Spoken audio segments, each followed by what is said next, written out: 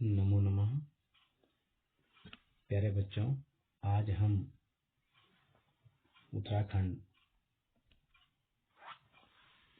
विद्यालय शिक्षा परिषद रामनगर नैनीताल के द्वारा कक्षा 12 संस्कृत का 2018 का जो प्रश्न पत्र हुआ था उसकी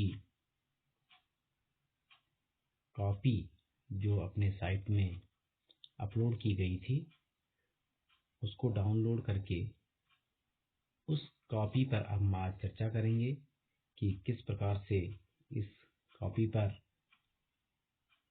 जो बच्चा उत्कृष्ट कार्य किया होगा उसकी कॉपी अपलोड कर सभी बच्चों के लिए प्रेरणा के तौर पर इस कॉपी को साइट पर अपलोड किया गया है।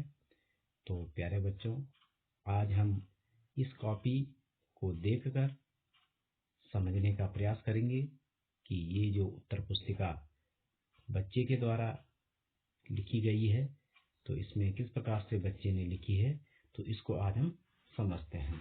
तो देखते हैं यहाँ पर सभी कुछ जो है बोर्ड के द्वारा छपाया गया है, कितने नंबर दिए गए हैं, कौन निरीक्षक था कॉपी को मूल्यांकन करने वाला।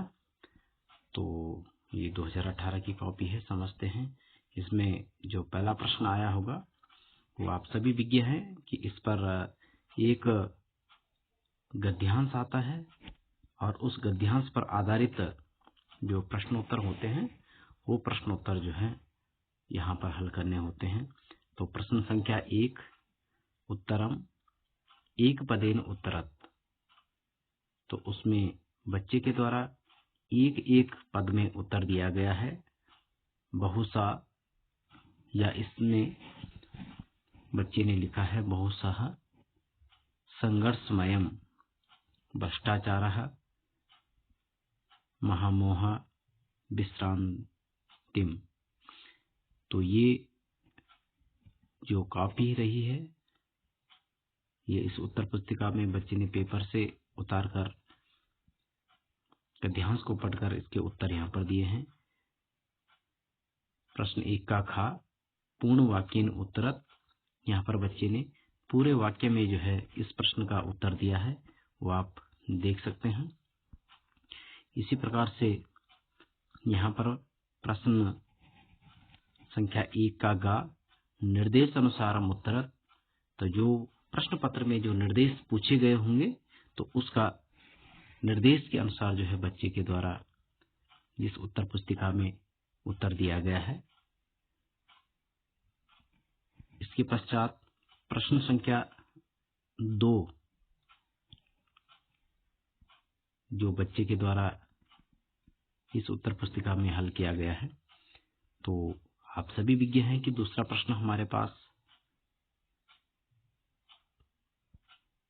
प्रार्थना पत्र या पत्र का आता है। तो यहाँ पर 2018 में पत्र आया था, तो आप देख रहे होंगे बद्रिकाश्रमतः, यहाँ से शुरुआत है इस पत्र की और पहले ही पद इसका रिक्त था। तो इसको आप जो है ध्यान से समझ सकते हैं कि किस प्रकार से जो है पत्र हमें अपनी उत्तर पुस्तिका में लिखना है। इसी प्रकार से यहाँ पर तीसरा प्रश्न जो हमारे पास आता है लघु कथा, और ये लघु कथा बच्चे के द्वारा यहाँ पर लिखी गई है और मंजूषा की सहायता से जो रिक्त स्थान थे उन रिक्त स्थानों को जो है उन मंजूषा में दिए गए शब्दों को इस रिक्त स्थान में भरा गया है। वो आप देख रहे हैं बच्चे के द्वारा इन शब्दों को रेखांकित भी किया गया है और गहरे काले अक्षरों में भी लिखने का प्रयास किया गया है। इसी प्रकार से हमारे पास चौथा प्रश्न आता है किसी एक विषय पर या एक अनुच्छेद में जो है 4 वाक्य लिखने हैं। पहले 5 वाक्य पूछे जाते हैं लेकिन अब हमें 4 ही वाक्य लिखना है। तो यहाँ पर बच्चे के द्वारा सदाचार विषय पर जो है 5 वाक्य लिखे गए हैं। तो आपको अब मात्र 4 ही वाक्य इसमें लिखने हैं क्योंकि ये 4 ही नंबर में पूछा जाता है। तत्पश्चात प्रश्न संख्या 6, क्षम्यताम, प्रश्न संख्या 5, ये हमारे पास संधि विच्छेद और संधि युक्त शब्द बनाने के लिए जो पूछा जाता है, तो उसमें पूर्ण वाक्य दिया रहता है और वाक्य के बीच में जो है एक शब्द या तो रेखांकित किया होगा या गहरा काला किया होगा। तो उस शब्द को यहाँ पर लिखकर उसमें जो संधि विच्छेद युक्त शब्द है तो उसमें संधि विच्छेद किया जाना है, और जिसमें संधि युक्त शब्द है तो उसमें संधि की जानी है। तो इस प्रकार से इसमें भी अब 5 ही पूछे जाते हैं, पहले इसमें 6 पूछे जाते थे। 1 नंबर का एक ही प्रश्न 1 नंबर का होता है। प्रश्न संख्या 6 यहाँ पर पूछी गई है। प्रश्न संख्या 6 में हमारे पास समास पूछा जाता है, और समास में भी ऐसी होता है, एक वाक्य होता है और वाक्य के बीच में जो है एक शब्द या तो रेखांकित किया होगा या तो गहरा काला किया होगा। तो उसमें से भी हमें मात्र उस शब्द को छांटकर और उसमें समास विग्रह करना होता है, और फिर जो है क्योंकि उनके द्वारा सामासिक पद दिया जाता है, लेकिन हमें समास विग्रह करके उनको अलग अलग पदों में विभाजित किया जाना है। तो ये भी 5 नंबर का पूछा जाता है और 5 ही प्रश्न पूछे जाते हैं, पहले 6 पूछे जाते थे। इसी प्रकार से 7वां प्रश्न यहाँ पर इस बच्चे के द्वारा जो अपनी उत्तर पुस्तिका में हल किया गया है, तो इसमें हमारे पास प्रत्यय आती है, और प्रत्यय में भी पूरा वाक्य आता है, और वाक्य के बीच में या तो अंत में इन्होंने प्रत्यय और प्रत्यय युक्त जो शब्द बनने हैं उसको दिया रहता है, और हमें उन प्रत्ययों को जोड़कर प्रत्यय युक्त शब्द बनाना होता है। तो ये हमारे पास पहले 8 आते थे, लेकिन अब हमारे पास जो है ये 6 आएंगे। तो 6 प्रश्न हमें इसमें से करने हैं। प्रश्न संख्या 8 हमारे पास आता है क्रियान्विति। तो इसमें भी 5 पहले आते थे, अब 4 ही आएंगे, और इसमें भी हमें जो है जो क्रियायुक्त शब्द दिए होंगे तो वो जो सही शब्द होगा वो हमें यहाँ पर अंकित करना है रिक्त स्थान पर। और इसी प्रकार से प्रश्न संख्या 9 जो हमारे पास आती है वो आता है कोई शब्द, और शब्द रूप के अनुसार उसमें जो है अनुवृत्ति करनी होती है। तो ये भी हमारे पास 4 ही प्रश्न आएंगे। इसी प्रकार से ये पहला और दूसरा खंड हमारा समाप्त होता है, और खंड का अपठितांश अवबोधनम। तो इसको हम समझते हैं। ये हमारे पाठ्य पुस्तक जो भास्वती हमने पढ़ा है उसमें से जो हमारे पाठ्यक्रम में जो पाठ दिए गए हैं उनमें से एक गद्यांश आएगा, और गद्यांश पर आधारित प्रश्नोत्तर छाटते हैं। उसमें भी वही होगा, एक पदेन उत्तरत, पूर्ण वाक्येन उत्तरत और निर्देशानुसार उत्तर। इसी प्रकार से 11वां प्रश्न हमारे पास आता है, उसमें एक नाट्यांश आता है, और नाट्यांश पर आधारित प्रश्नोत्तर छाटने होते हैं। उसमें भी वही है तरीका है, एक पदेन, पूर्ण वाक्येन और निर्देशानुसार। ये आप इस उत्तर पुस्तिका में आप देख ही रहे हैं। और इसी प्रकार से 12वां प्रश्न हमारे पास आता है, एक पद्यांश, और पद्यांश पर आधारित प्रश्नोत्तर जो होंगे वो हमें इस पर हल करने होते हैं। प्रश्न संख्या 13, इसमें एक पंक्ति आती है, और उस पंक्ति में भी जो उसका सही भावार्थ होगा वो सही भावार्थ में से हमें जो है छांटकर इसमें लिखना है।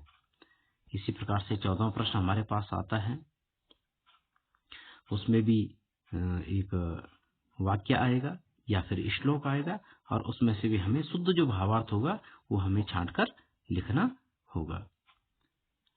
और इसी प्रकार से हमारे पास 15वां प्रश्न जो आता है वो एक श्लोक आता है, और उस श्लोक का अन्वय हमें करना होता है। दो नंबर के पूछे जाते हैं, तो कभी कभी दो श्लोक पूछ लेता है अन्वय के लिए, और कभी एक ही प्रश्न पूछ लेता है, एक ही श्लोक पूछता है। और इसी प्रकार से अगला प्रश्न 16वां प्रश्न हमारे पास आता है, और उस 16वें प्रश्न में भी हमें छांटकर उत्तर देना होता है। और 17वां प्रश्न हमारे पास आता है, उसमें या तो स्तंभ एक का स्तंभ से खा स्तंभ को मिलान करने के लिए 16वां प्रश्न अक्सर पूछा जाता है। और 17वां जो प्रश्न हमारे पास आता है वो भी जो है 4 हमारे पास वाक्य आएंगे और उनमें से कुछ शब्द दिए होंगे और उन शब्दों को छांटकर जो सही शब्द होगा, जो उसका सही अर्थ होगा, वो हमें लिखना है। प्यारे बच्चों, 18वां प्रश्न जो हमारे पास आता है वो आता है संस्कृत साहित्य से संबंधित। पहले यहाँ पर क्या आता था कि कुछ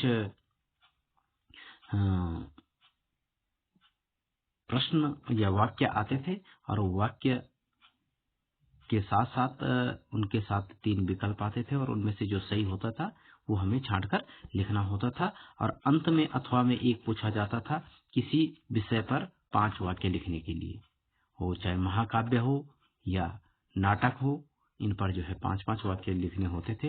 लेकिन अब यह प्रश्न ऐसा नहीं आएगा। 18वां प्रश्न जो हमारे पास आएगा उसमें 8 प्रश्न पूछे जाएंगे और सभी 8 प्रश्न बहुविकल्पीय प्रश्न होंगे। उसमें प्रश्न होगा और उसके साथ साथ 3 विकल्प होंगे और उन 3 विकल्पों में से एक विकल्प सही होगा, जो कि आपने अपनी उत्तर पुस्तिका में सही विकल्पों का अंकना करनी है। तो इसी प्रकार से ये हमारा जो परिषद के द्वारा, रामनगर के द्वारा, उत्तराखंड बोर्ड के द्वारा जो यह उत्तर कुंजी यहाँ पर अपलोड की गई थी, तो उसका हमने अभी अवलोकन किया है। तो प्यारे बच्चों, आप भी इस उत्तर पुस्तिका को देखकर अपने ध्यान से इसको देखकर जो है अपनी जो उत्तर पुस्तिका आप लिखेंगे तो इस प्रकार से भी आप उसमें सुधारात्मक और इससे भी और अच्छा अगर आप सुधार कर सकते हैं, इससे भी और अच्छा आप लिख सकते हैं, तो आप अपनी कॉपी को लिखने का प्रयास करेंगे। प्यारे बच्चों, सभी प्रश्न हल करेंगे और अच्छे से इस प्रश्न पत्र को समझकर उसका उत्तर देने का प्रयास करेंगे। धन्यवाद। नमो नमः। शुभ रात्रि।